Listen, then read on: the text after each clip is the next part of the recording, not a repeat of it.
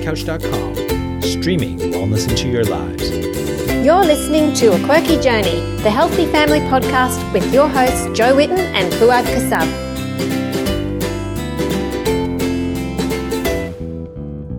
Welcome to A Quirky Journey. This is your host Fouad Kassab, and with me is my best friend and most annoying person on the planet, Hey. Jo Whitten. Hi, Jo. Hi, Foo-Foo. I know you don't mean it.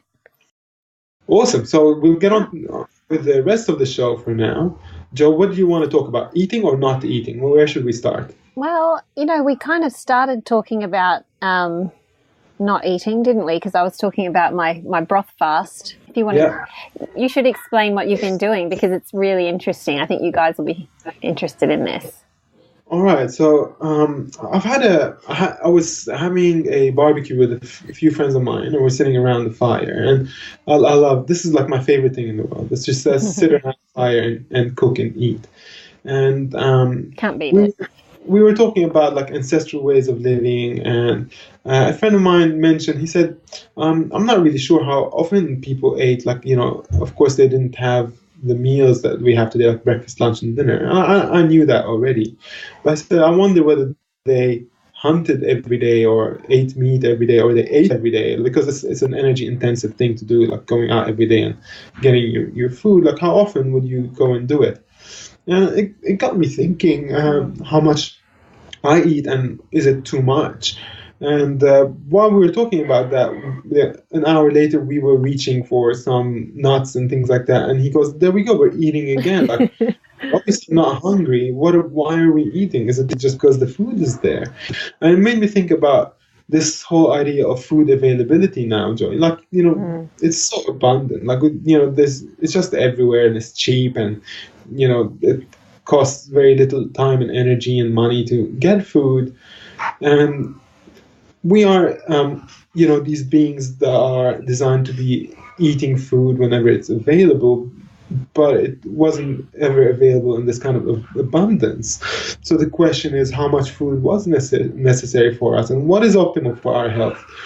And I decided that I'm going to try to have one meal a day just as an experiment to see whether I can do it and how long I could last and what I felt, and is it good for performance, is it good for focus, all that kind of stuff. And I discovered a lot of really interesting things actually, and maybe interrupt me and ask questions as I go. I don't want to hog this conversation and make it one-sided. No, that's right. I've got some comments to make when you're done that bit. Yeah, no worries. All right, so I started off, that was maybe around 4 weeks ago. I started doing this one day a meal fasting. And you heard me talk about it in the previous podcast as well. And what happened was really, really interesting. In the first few days, I was having to have a high-fat coffee.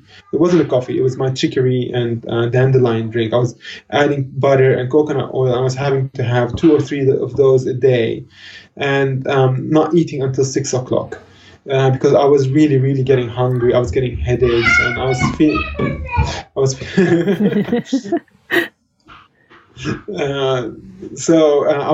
feeling like I needed to eat. But I thought, I'm just going to keep going. Did you just go straight into one meal a day? One meal a day, yeah. I think you do eat less than most people anyway, though. Well, I used to eat 2 meals a day, and that was sort of what I did for a long time. Because you quite often, like, you don't have breakfast straight away in the morning. Like, you'll wait a few hours. Yeah, I will definitely, eat whenever I feel hungry. I don't sort of force myself to eat just because the food is there, but once I start eating, it becomes very difficult to stop. That's the problem. I think you've slowly, but what I'm saying is I think you've slowly trained your body to eat less amounts of times in the day, and then going on to one meal a day, it wasn't just going from 5 small meals a day to 1. Like some people might go, well, I'm going to try it. Like me, I sort of went, let me try this, and then I was like, get to about 2 o'clock and I can't do it.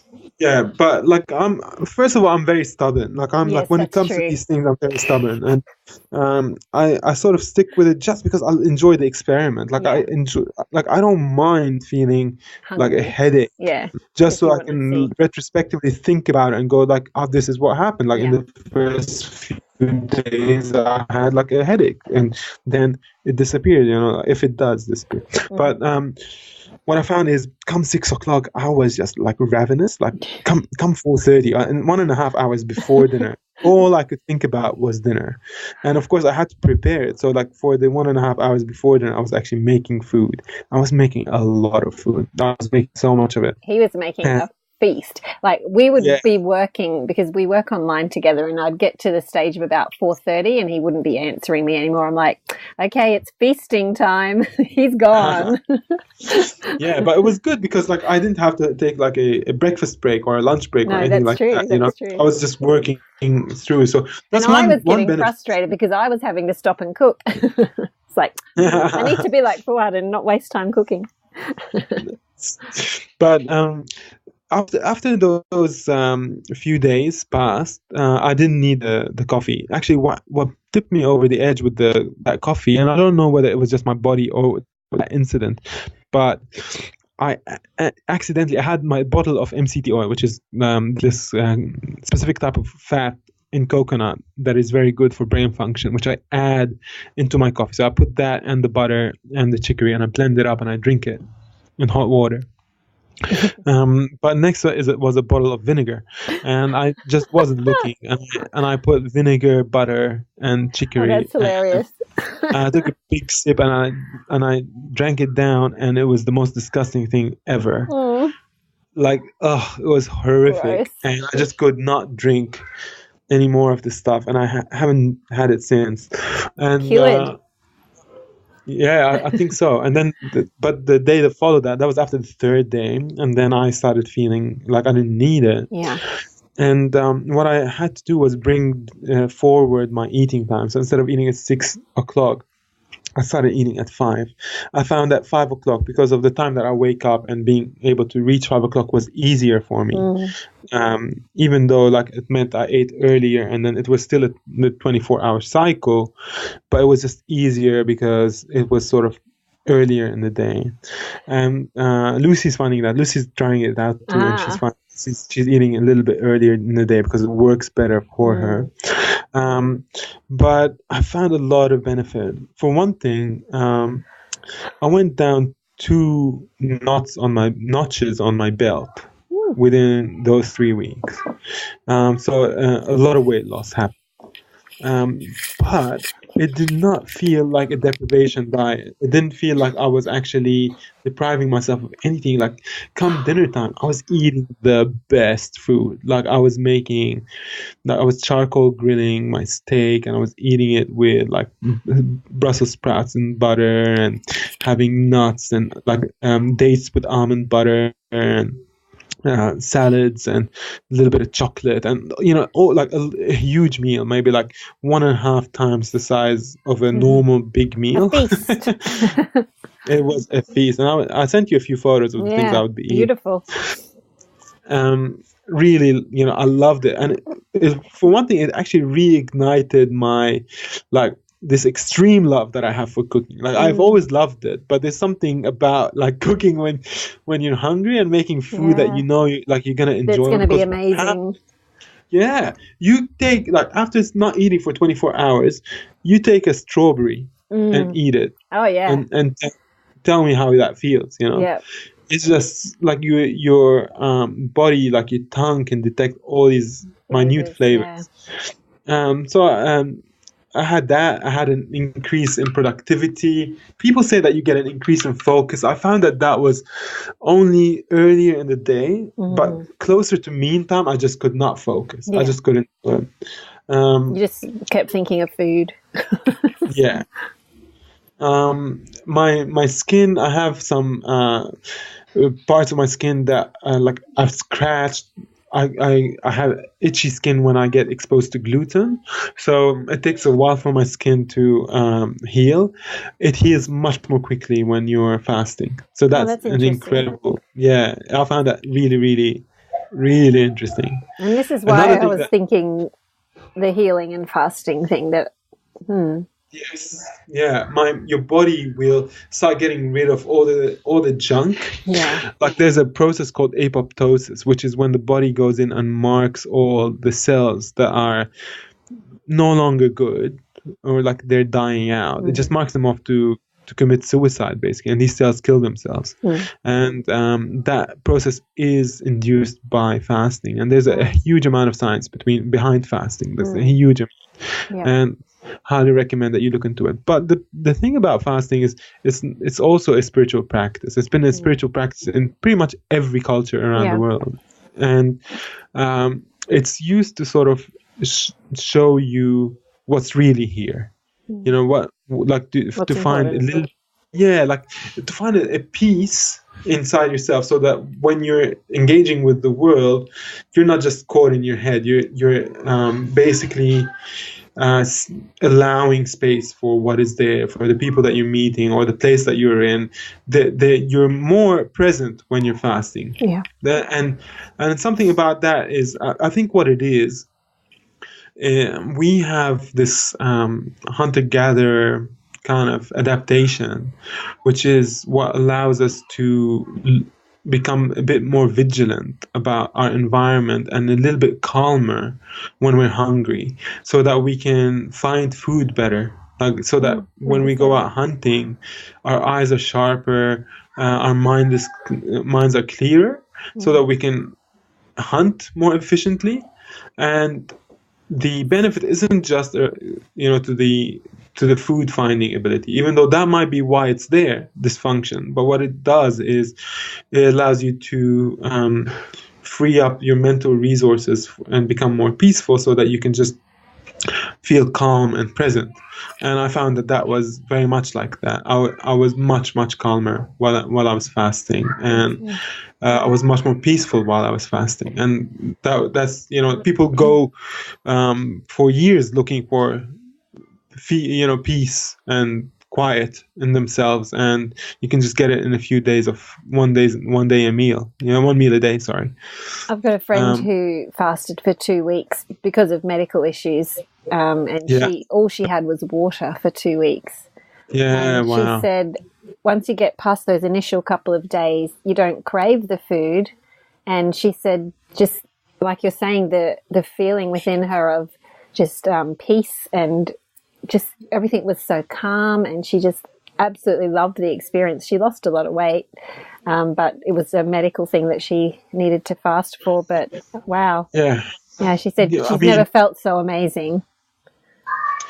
Medically, it's known to be the most potent medicine for so many chronic illnesses, autoimmune diseases, epilepsy, type 1 diabetes. There was an article the other day about. I saw that. How you can reverse type 1 diabetes, which is thought people get it really young, and it's thought that to be a genetic thing. But I mean, it's partially genetic, of course, but you can reverse diabetes with fasting. My body pain, which I have from my autoimmune, really became much better. Not that I struggle with it that much; it's not that bad anymore, really. But it you improved could tell the heaps. difference, And you don't feel tired during the day, for one thing. So you feel steady. You can still go for a nice walk. I didn't feel I could sort of do vigorous exercise. I didn't feel like that was what I needed to do. And also, I really tried not to, for instance, because my mental clarity started dropping down in the afternoon, closer to mealtime. I would really hesitate driving around with my kids in my car, for instance. So I would eat that time of day. Yeah, I'd eat if they were coming with me. I would not go without them eating. So, without me eating. And cravings go away for anything. You just won't crave, but then you eat like a king. And also you can afford really high quality organic food. You can afford better food. Yeah, because it's a third of the cost. Yeah. So you can, whatever budget you have for eating, you can put it into higher quality food, and you still come in at less than you were before. And obviously, you didn't do that for your whole family. It was only you. Yeah, it's just me. No, this is something that a human being has to be convinced about and wanting to try themselves. Like I wouldn't, no one's going to fast just because I tell them. Pardon? You wouldn't do it long term either, would you? No, and I haven't done it. Like this week, like moving week, I've been eating 3 meals a day, and I'm feeling like I've lost a lot of weight, Joe. When you see me, you'll see. You'll be faded away. I don't know. I haven't. Pardon? You'll be all faded away. No, I'm eating again, so the weight loss has kind of slowed down. Even though I feel like it's continued a little bit because I'm still eating less in general because it re-regulated my metabolism and my appetite. So I know when I'm hungry and when I'm full and all that. It just becomes more like it's reset. There's a bit of a reset that happens. Did you? I forgot. I'm not sure if you mentioned. Did you have sweet things at night, or did you only have savory? I had absolutely anything I wanted that I was allergic to. So it was completely gluten-free whole food diet. Yeah. And I was still eating whatever I wanted. So it's not like a ketogenic fasting where you do the... No. Well, I ate pumpkin, sweet potatoes. I ate, carrots and fruit, that kind of stuff. Yeah. I was still eating all that. What else? And so you felt like it was worth doing? Yeah, so it gave me a lot of discipline as well. So that's one thing where I felt disciplined. Yeah. So that meant that my day was a bit more disciplined because you're in that kind of disciplined mode. Yeah. And what I would do again is I think I would do it 1 week every month. I would go and do one meal a day. And what I did was 6 days a week. So my rule was on Sunday, I will eat with my family 3 meals a day, whatever it is, and on any occasion where I was with people who were social, having some kind of celebration or whatever, a get together, and they were all eating, I was gonna eat, that was really what I did. So I did that, and I kept my eating window to around 1.5 hours, so I wouldn't eat for more than 1.5 hours, so from 6 to 7:30. And what happened with me as I said, I started eating at 5 and then kept going to 6:30. But what I started doing was eating a little bit of a snack at 5 o'clock, and then my main meal at 6 o'clock. Yeah. So it meant that I didn't have to eat because one thing that was kind of annoying is that you really look forward to this moment of eating throughout the day, and then within 15 minutes it's all over. So I learned how to manage that through eating a little, small amounts of nuts and a little bit of cheese or something like that, and then come 6 o'clock I'd have my meal. And it's phenomenal and it's really helpful. And if you guys haven't heard about the benefits of fasting, just look it up. Look up the benefits of fasting. If you're struggling with an autoimmune, look up the benefits of fasting. There's a TEDx talk by Mark Mattson. Have you seen that one? No. It's a power of fasting, I think, or what fasting does to the brain. Neuroscience, talking about what fasting does to the brain and how it bolsters brain power. And if you go online, it's on. There's a website called My Science Academy that has the video on it, but you can probably just search for it. Mark Mattson fasting. Okay. Yeah. And there's also a really good book that I've just started reading by Stephen Harrod Buhner, who is one of my favorite writers. But I'll talk a little bit more about that in the future episodes, hopefully, after I've gone through it, because I've only started reading that one to just get an idea. I like his approach because his approach is holistic, and he talks about, how our culture is always pointing to the physiological effects of whatever it is, but they're never really talking about the emotional or spiritual effects of what we do in our lives. And that whatever it is that we do, we need to consider what that means to us at an emotional and spiritual level. And that the book is about all the facets of fasting, including the physiological ones. So if you're a person who's interested in holistic health, I highly recommend you look into that. He's a great writer. You really, really enjoy his books. All right, and now maybe we'll move on to what the health? Yeah. Well, let me just explain how I first heard of it. I had seen it on Netflix, but I hadn't really clicked on it.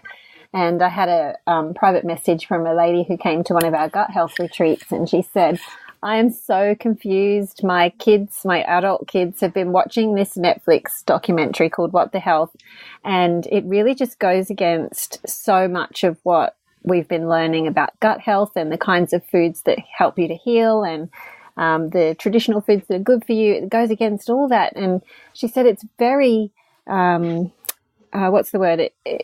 It's like winning my kids over, and it's making me think maybe I'm doing everything wrong. And she said it talks about paleo in there, and it, says why that's no good. And she said, I'm so confused now. Is this whole GAPS diet and eating meat and eggs and things for good health, is this all wrong? And so I went and started to have a look at it, and Fouad sent me a couple of links. And at first, I think when you first start to watch the video, the documentary, if you're not thinking about the worldview that comes behind the documentary, I think you would find it very confusing. But even just reading about the documentary and hearing what people had to say about it, straight away to me, straight into my mind came the common sense kind of viewpoint that people have been eating these foods for thousands of years. They are traditional healthy foods. How can it just suddenly be bad for you? So let's talk about that, Fouad. All right. So the argument that they were making, they had a huge amount of arguments actually in the documentary to talk about why eating meat and animal products are bad for you. And one of the major things that they were talking about was cholesterol. And they were saying how much cholesterol is in there. And then they blamed saturated fats, the science. Terrible.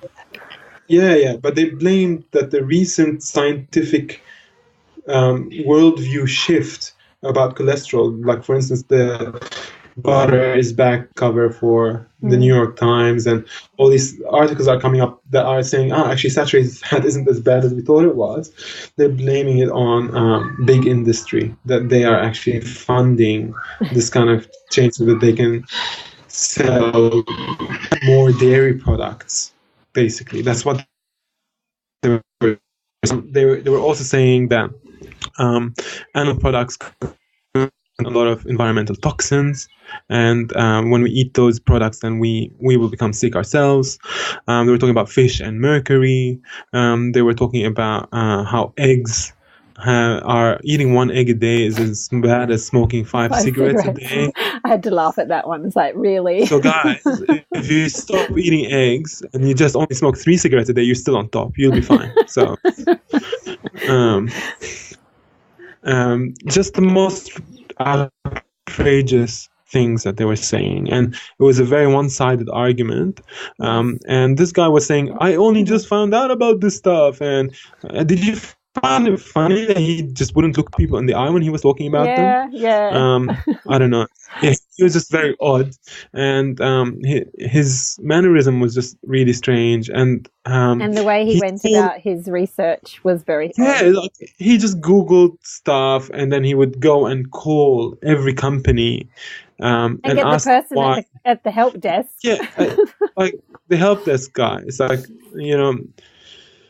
just the weirdest thing. Like he call up they talk to the guy at the help desk, and the guy would say like, hi, like you reached the cancer foundation, whatever it is, and like we and he'd go like, I wonder why you have class 1 carcinogens on your website, because meat has been shown to, and you can even hear the guy having an eye roll at the other end, because he's probably getting like 1,000 of these calls every day from people like that who are ill-informed.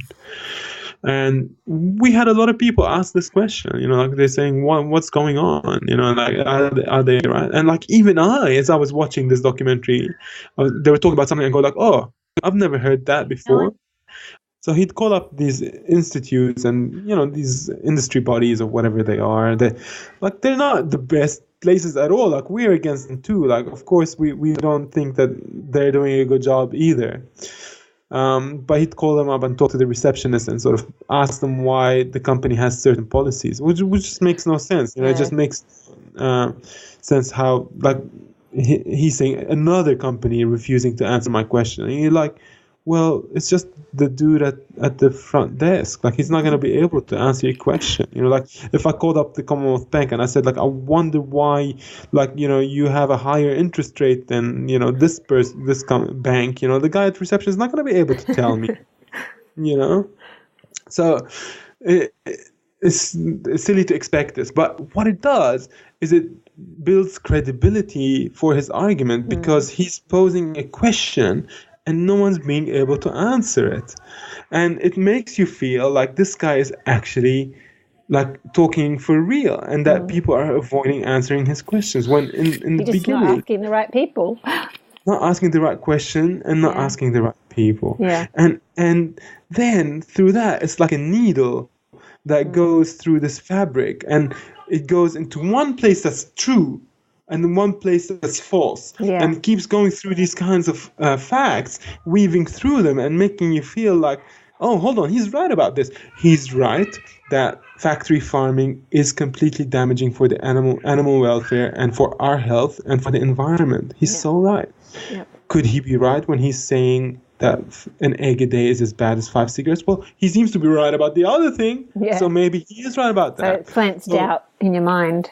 It does. Everywhere, and it's a masterful piece of production that. But that's what it is. It's a film production. It is so masterfully done. And they talk about things like the pesticides and herbicides in fish.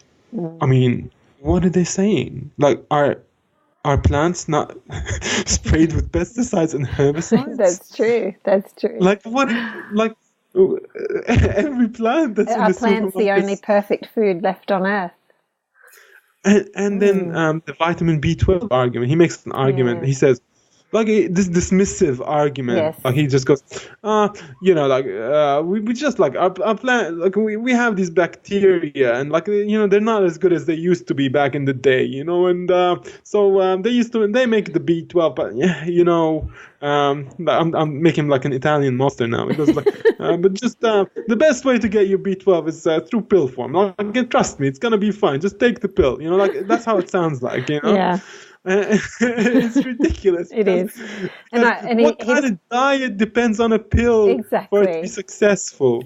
What did people do for centuries past when they didn't have the little pills to take? Guess what? They ate the real food. No. This world came with B12 pills. Like, you understand? No, Joe, you should know this. Oh dear. Look, it is an absolute I don't even know what the word is. It's just a farce. It really is. It really is a farce. And I don't want to, like, I'm getting a little bit emotional. I promised myself not to be. I really love people who are trying to do the best for themselves and for the planet. I think it's phenomenal. That's what I'm trying to do. That's what you're trying to do. All the people that I know who are, like, in touch with their humanity and being alive are gonna try to do that. But to brainwash people based on your own ideology is not a good idea.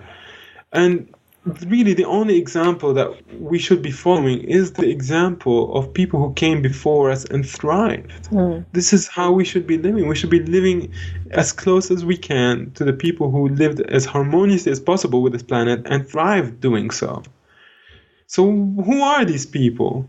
Like, the book that really sort of made me really start understanding this was Weston A. Price's book. Oh, yeah. And Weston A. Price we've talked about him on the show so many times. He's a dentist at the turn of the 20th century. The guy was hearing that people, they have, like, crowded teeth, and that he was treating all the time, trying to straighten up all these teeth all the time. And he heard that people in primitive cultures didn't have these issues. They didn't have cavities and they didn't have crooked teeth. So he's like, I'm going to go and see this for myself. So the bloke goes on a world tour to the craziest places. I'm looking at all these primitive cultures to see how they were eating, and he documented pre-industrialized diets all over the planet and showed that they were super healthy by the makeup of the jaw, by how healthy the teeth were, like the health of the human beings that he encountered, the fact that they didn't have chronic illnesses that we see today. And he also showed that when you had, like, for instance, let's say me and my wife were living in a primitive society, or I call it primitive, but like a pre-industrialized one, and we had our first child, and then before we had the second child, we started eating a westernized diet, which included white flour and white sugar.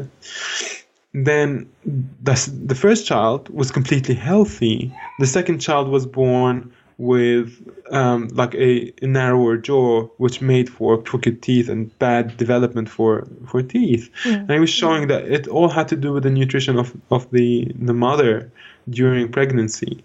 And he talked about the concept of sacred foods. A lot of cultures had sacred foods. For instance, in where was it? Is it Switzerland? Was it in one of the high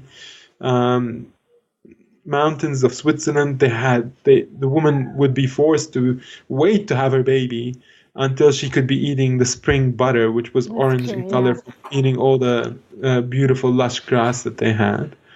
And a lot of people would make their own fish oil and use that as a sacred food that they would give women who were trying to have a baby and who were pregnant. So these are India with ghee. Yes, these are saturated fats from animals. That's what they had. What will happen to us if we don't eat these things? What, like a vegan or vegan diet, for instance, is one that is typically low in fat. Low in saturated fat, for one thing. So all these sacred foods, they are saturated animal fats. They contain saturated fats and monounsaturates as well, but they come from animals. And these are the kind of foods that the people here in this documentary are telling us will give us heart disease, cancer, and diabetes. That's what they're, like, literally straight out saying. They're not beating around the bush with this. That's what they're saying. But these are the sacred foods that our ancestors gave for women who were trying to have babies, and they wanted them to have the healthiest babies possible. Now, vitamin D and cholesterol are precursor hormones for all sorts of things in our body. So cholesterol, you need it to make vitamin D from the sun. And vitamin D that is present within things like butter and cod liver oil.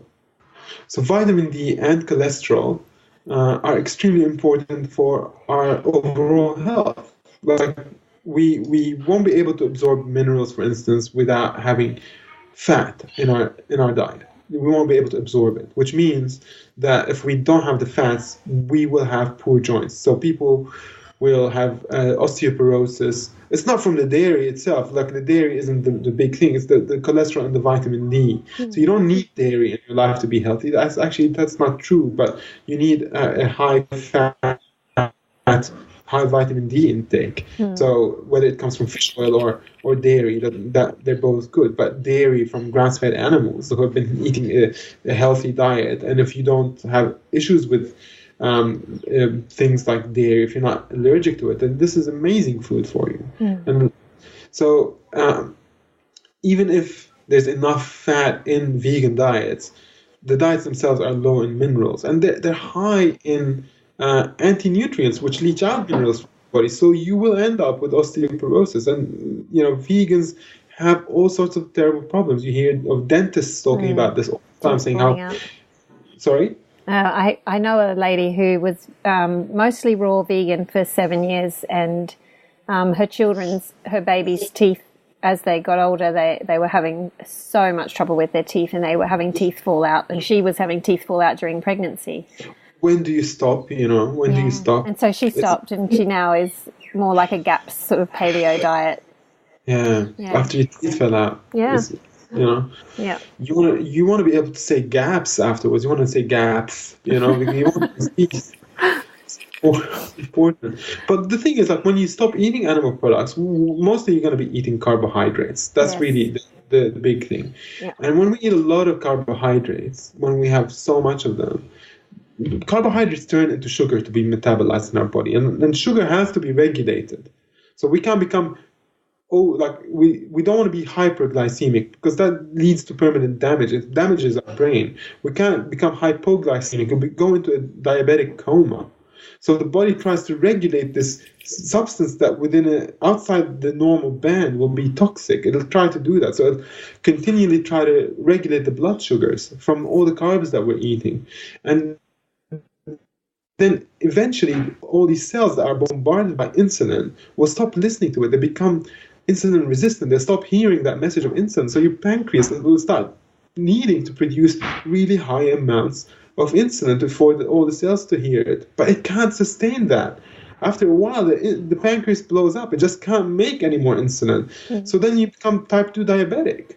And then you have to go on injection insulin just because of the amount of sugar that you're eating in your diet, because you're eating all these grains. And another thing that they will eat quite often is gluten, because they're going to be eating a lot of breads and like imagine being a vegan without bread, like how miserable is your life going to be? And then add on top of that the amount of soy that people are going to eat, and that's phytoestrogen, and the soy starts skewing your estrogen levels, and you're not having enough saturated fat in your bloodstream, in your system. It makes you not be able to make sex hormones, for instance. So your body goes, I'm actually starving, and this is not the best time for me to make a baby, so I will stop making all the sex hormones that are necessary, because I just don't have the things to make them anyway. And it doesn't look like it's the best time to make a baby, so let's stop. So women stop menstruating when they go on this kind of diet. It's just very normal for that to happen. And, there's arguments by vegans that even go as far as saying that menstruation is actually a disease. And then when you stop menstruating, it's like you're curing yourself. This is like... So what happens if you want to have a baby? Too bad. Wow. That's not natural. That's why you don't meet too many vegans who've been vegans for too long. I mean, they'll be a vegan for a few years, and then they'll go back to eating meat. And after they've done so much damage for their body, And I know some people out there will say, yes, but I went from a Western diet to a vegan diet or a vegetarian diet, and I'm so much healthier now. I think one thing that Dr. Natasha Campbell-McBride talks about is vegan and vegetarian diets are a good interim diet for cleansing if you're trying to clean out your body of toxins. Like, if you've been eating a traditional Western diet and you change to fruits and vegetables and, all those cleansing foods, you will see improvements, but it's not a long-term. It's not a long-term diet, because the cleansing is great, but you've also got to have the nourishing building foods, which are animal foods. Those are the foods that feed and build your body. They build the blood and the bones and the brain and the muscles. That's what you've got to have as well. They show a few examples of like athletes and people who are just thriving on veganism, but they don't show that million times more people who are thriving on an omnivorous diet. That's one problem. They don't talk about, for instance, zinc and how hard it is to get from plant sources. How amazingly important it is for things like anxiety. So people with anxiety and depression, zinc is just like, you've got to have it. Well, you hear about like vegans being angry a lot, and this is I've heard this from interviews with ex-vegans, so I'm not making this up. No, like there's an amazing podcast on Daniel Vitalis. It's not it's quite recent. It's called The Hidden Cost of Veganism. And the woman that he interviews is just spot on. Like, we could have played that episode instead of this podcast for the listeners. Please go listen to it. The Hidden Cost of Veganism on Daniel Vitalis's podcast, which is called Rewild Yourself. If you haven't heard that podcast, please go and listen to it. It's phenomenal. It's better than our podcast. Go listen. It's so good. And really give credit where credit's due, because he's got this topic really well covered. Go listen to it. Another thing they talk about is dioxin in meat, and there's a really fantastic article by Weston A. Price about dioxins in meat, and how they are not a problem, and that there are also dioxins in the plants that we eat. So plants don't have the ability to detoxify from dioxin, whereas animals do. And we'll put the links in the show notes for you guys to hear. Yeah. And also, you said one about the dietdoctor.com or something. Is that right, Joe? Yeah, there was a good. Yeah, we'll put that link in the show notes that talks about the actual studies that were cited in the film, in the documentary, and that most of them, if you have a look at all of them, I think there's like one where he's used the data from the studies properly. So it's pretty tricky the way he's taken the data and manipulated it. So very much so. Yeah. This is like, it's illegal as far as I'm concerned. This kind of behavior. Yeah. But they're trying to make the argument that eating fat causes diabetes. They're saying when you eat fat, it gives you diabetes. Eating fat gives you an issue with controlling your blood sugar. Not eating the sugar is what's problematic. They're just saying that it's just eating the fat. Now, we went through a phase as a Western society where we were told from the 1970s up until recently that a low-fat diet is good for you. And every product on the market switched from being high-fat to low-fat. Everyone started eating flora and margarine. They've switched from eating animal products to eating, vegetable products. And people were told to severely reduce their bacon and meat intake and eggs and things like that. And they did. And what happened? Cancer, cholesterol, heart diabetes, disease exploded, obesity. Became an epidemic at that time. And they're blaming it on meat. And they're saying it's the processed meat because there's a clear link between processed meat and cancer. I think there is. I think there is a link between processed meat and cancer, because processed meat isn't meat; it's processed meat. It's a factory substance. I just read to you what my butcher said they were going to marinate for me with. I told you what's in that. That's not the food. Meat. That's the problem. Is it? And you go look at what is in a supermarket pepperoni. Just go have a look for yourself. And just, if you haven't looked, take 5 minutes to read the list of ingredients. It's going to take that long. And it's just ridiculous, the kind of stuff that they put in it. And there's a clear link between that stuff and cancer.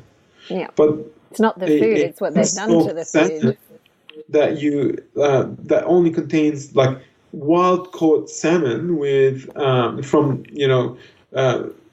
clean water, and you've wood smoked it yourself with salt. That is a far cry from the stuff that you'll find that's plastic wrapped in a supermarket. Yeah. So let's take the example of prosciutto, for instance. This is an air-dried ham that they produce in Italy, and traditionally it's made from pastured pigs, salt, and they air-dry it. Now, the similar products that you find on the markets here, they have all sorts of chemicals and preservatives in them, and they're also using factory-farmed pigs, which have been living in the worst conditions possible, living over each other, over dead pigs. They haven't seen the sun. They've been drinking filthy water, eating filthy food, genetically modified stuff, and they're unhealthy. And then we put all these preservatives and chemicals on top, and we process the heck out of this meat.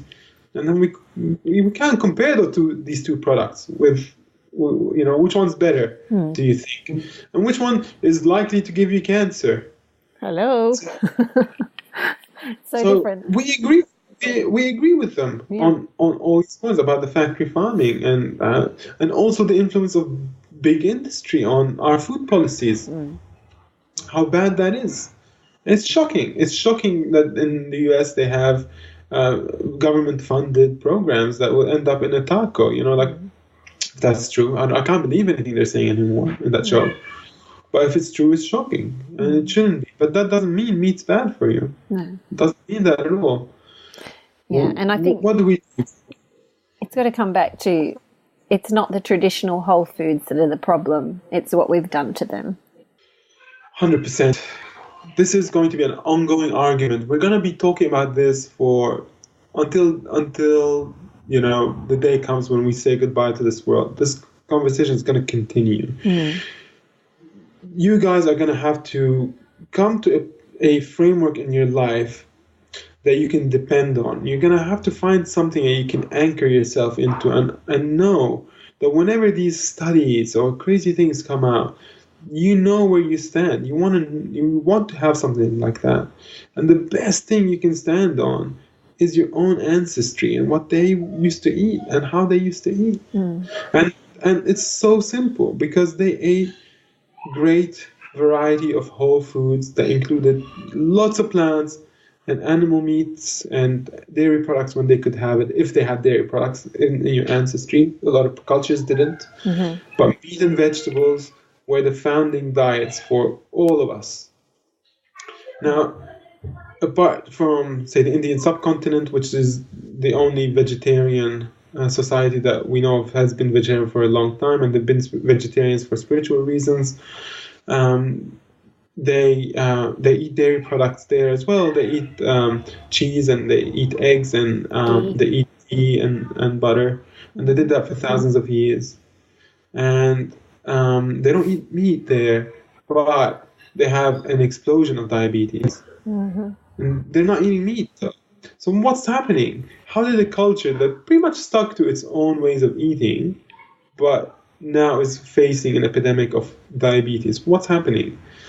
Is it possibly the increase of refined sugar in their diet, which is now phenomenal? The amount of refined sugar in India, I've been there, and I can tell you, it's just the sweetest country on the planet. Is it the increase of the use of veggie oils? Is it the use of pesticides on their plants? Is it the way that the water is now chlorinated? And is it the fact that they're living in cities that are so crowded and they're not healthy and that their immune system's compromised? Is it all disconnection from nature? Is it disconnection from tradition and culture and community? Is it all this stuff? Is it you can't just take one little thing out and say it's that. There's just so many factors. We're a human being, and if we came with a manual, it will say access to fresh air and sunlight, natural foods that grow off the earth, both vegetables and meat and seeds and nuts, and you get your wisdom from your elders and from the people who came before you to teach you what's good and what's not good. Have a lot of love and connection in your life. Have faith and in something larger than you, and just be good to people in general. And don't ask for too much in life, and be content with a little bit. And eat a lot of plants and a little bit of meat, and just be happy. And your food is here in nature. That's the kind of life that we're designed to be living, Joe, isn't it? So let's not go with this movie. And I had to sit through it for you to talk about this, and I was cringing from the first minute. Yeah, me too. So, Joe had to do that too. So if you haven't watched it, don't watch it. It's just really not worth your time. It's gonna inadvertently and subconsciously play with your emotions, and it has nowhere to stand. It has no legs to stand. It really doesn't. But it's just gonna, because of our ability to immerse ourselves within whatever virtual reality is being presented to us on a screen, we're very susceptible to programming in those places. And I'm asking you to be very alert when these things come at you. You can't let things happen that way to you. Like you can't be dragged along. Just look at what your ancestors did. Eat like they did. Understand that whole foods is the answer. An omnivorous whole food diet. Organic if possible, wild if possible, clean as possible. No factory farmed plants, no factory farmed animals in there, no factory farmed eggs. Get those out. Start eating real food again and do all the other stuff we just mentioned. And you're going to be fine. And if you think, I can't afford to eat like that, then listen to the first half of the episode again and start cutting down on your meals. You don't need that much food. That's the funny thing. Like, you actually realize that you do overeat. And the thing is, when you are eating a very nourishing diet with egg yolks and saturated fats and, the good, healthy, nourishing foods, you actually don't need to eat as much because you feel so nourished. That's right. Awesome. Well, shall we sign off, Jojo? Yeah, I think we should sign off. That's been a long podcast, but I hope we answered the questions that we've been asked in the chat groups and by message. But we will put some links to other articles that have answered the film as well, if you want to have a read and have a look at the studies. But it just comes back to common sense to me. I just really think that when we look at food from a common sense viewpoint, from a traditional viewpoint, you don't need to be confused about all this stuff. It's quite simple, really.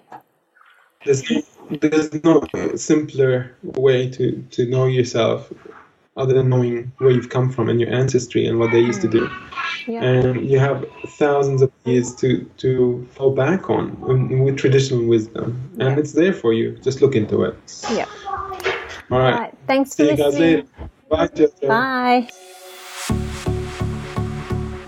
This has been a production of TheWellnessCouch.com. Check us out on Facebook and join in the conversation on Facebook.com/The Wellness Couch. Subscribe to each show on iTunes and check us out on Twitter.